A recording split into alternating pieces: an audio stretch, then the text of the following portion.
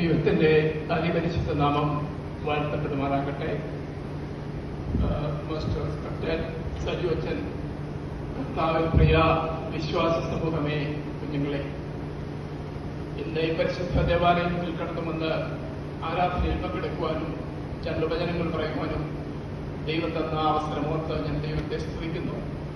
അപ്രകാരം ഒരു അവസരം തന്ന കോശിയൽ അച്ഛനോടും സജു അച്ഛനോടും ചർച്ച എക്സിക്യൂട്ടീവ് കമ്മിറ്റി അംഗങ്ങളോടും കടന്നു വന്ന നിങ്ങൾ ഓരോരുത്തരോടും എനിക്കുള്ള നന്ദിയും സ്നേഹവും കടപ്പാടും ഞാൻ അറിയുന്നു.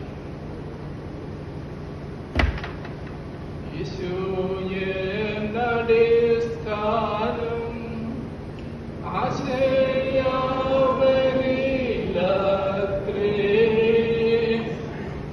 ആശ്വാസത്തിൻ പൂർണ്ണകാലം യേശുവിൽ കണ്ടേ ഞാനും ആശ്വാസത്തിൻ പൂർണ്ണകാലം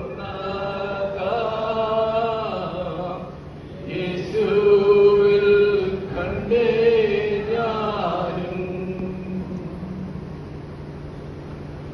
ആശ്വാസത്തിൻ പൂർണ്ണത യേശുവിൽ കണ്ട അനേക വ്യക്തികൾ ഈ ലോകത്തിലുണ്ട്. യേശുക്രിസ്തുവിനെ സ്നേഹിക്കുന്നതുകൊണ്ടാണ് ഇന്ന് ഈ പരിശുദ്ധ ദേവാലയത്തിലേക്ക് എല്ലാവരും കടന്നു വന്നത്. യേശുക്രിസ്തു ഈ ലോകത്തിൽ ചെയ്ത അനേകം നന്മകളും നമുക്ക് അറിയാം. ഈ വിശുദ്ധ ചർച്ച് ഞങ്ങളുടെ കുടുംബവുമായിട്ട് വളരെ അടുപ്പമുള്ള ഒരു ചർച്ചാണ്. എന്റെ വിവാഹം നടന്നത് ഈ ചർച്ചിലാണ്. എന്റെ മാതാപിതാക്കളുടെ വെല്ലുവിളിച്ചുടെയും ഫ്യൂണറൽ സർവീസ് നടന്നത് ഈ ചർച്ചിലാണ്. എന്റെ 2 കുഞ്ഞുങ്ങളുടെ മാമോദീസായും നടന്നത് ഈ ചർച്ചിലാണ്. അപ്പോൾ ഈ പരിശുദ്ധ ദേവാലയവുമായിട്ട് നിങ്ങൾക്ക് വളരെ അടുപ്പമുണ്ട്. ഞാൻ ഹ്യൂസ്റ്റൺ ട്രിനിറ്റി മർത്തോമ ചർച്ചിലെ മെമ്പറാണ്. ഇവിടെ ഉണ്ടായിരുന്ന മാത്യൂസ് ഫിലിപ്പച്ചനെ നിങ്ങൾക്കറിയാം. മാത്യൂസ് ഫിലിപ്പച്ചന്റെ അച്ഛനായിരുന്നു ഫിലിപ്പ് അച്ഛൻ എന്ന് പറയുന്നത്. ഫിലിപ്പ് അച്ഛന് ട്രിനിറ്റി മർത്തോമ ചർച്ചിലെ ഒരു സർവീസ് ചെയ്യുന്ന ഒരു വ്യക്തിയായി. ഞാൻ അത്ര അതിശ്രേഷ്ഠനായ ഒരു വ്യക്തിയെ കണ്ടിട്ടില്ല. ഏത് പ്രതിസന്ധിയിലും ആര് ചെന്നാലും അവരെ ആശ്വസിപ്പിക്കുന്ന ഒരു വ്യക്തിയായി. ആ ചർച്ചില് 400 ഫാമിലി മെമ്പേഴ്സ് ഉണ്ട്. പലപ്പോഴും പലർക്കും അച്ഛന്മാരുമായിട്ട് എതിർപ്പൊക്കെ ഉണ്ടായി. എന്നാൽ വളരെയധികം സ്നേഹമുള്ള ഒരു വ്യക്തിയായിരുന്നു ഫിലിപ്പച്ചൻ.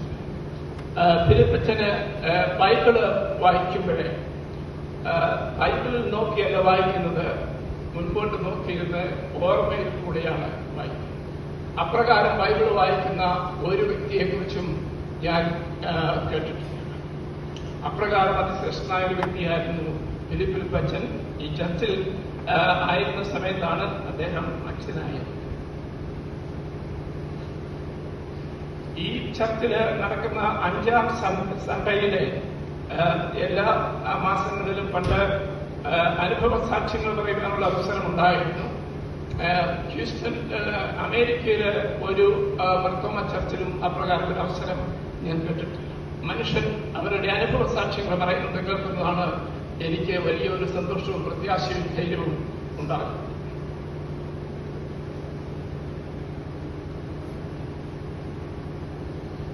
ഇന്ന് വായിച്ച വിശുദ്ധ വേദവചനം യോഹന്നാന്റെ സുവിശേഷം 20-ാം അധ്യായം 19 മുതൽ 23 വരെയുള്ള വാക്യങ്ങൾ. ശിഷ്യന്മാര് യഹൂദന്മാരെ ഭയപ്പെട്ട് അവിടെ റൂമടച്ച് അവിടെ ഇരിക്കുകയായി. അവർക്ക് ഭയങ്കര ഭയത്തിൽ ഇരിക്കുകയായിരുന്നു. കാരണം യേശുക്രിസ്തുവിനെ ക്രൂശിൽ തറച്ചതിന് ശേഷം യേശുക്രിസ്തു ഉയർത്തെഴുന്നേറ്റത് ശിഷ്യന്മാർ കണ്ടില്ല. അതുകൊണ്ട് അവർക്ക് വലിയ മനപ്രയാസം ഉണ്ടായി. യേശുക്രിസ്തു അവിടോട്ട് ചെന്ന് അവരെ പറഞ്ഞു, നിങ്ങൾക്ക് സമാധാനം എന്ന് പറഞ്ഞു. യേശുക്രിസ്തു ഉയർത്തെഴുന്നേറ്റത് കണ്ടപ്പോൾ ആ ശിഷ്യന്മാർക്കും വലിയ പ്രത്യാശയും സന്തോഷവും ധൈര്യവും ഉണ്ടായി. ആ ശിഷ്യന്മാര് യേശുക്രിസ്തുവിന്റെ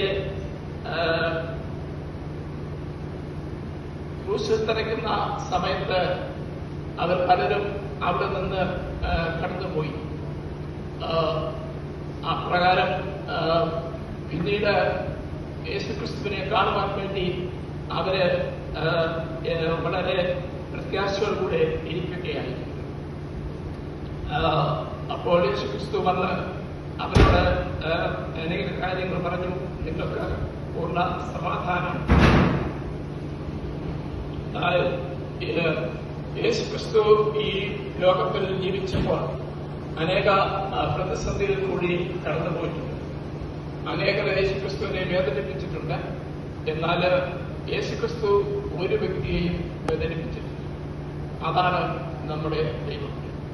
ഈ ആത്മാർത്ഥമായി യേശുക്രിസ്തു ഈ ലോകത്തിൽ ജീവിച്ച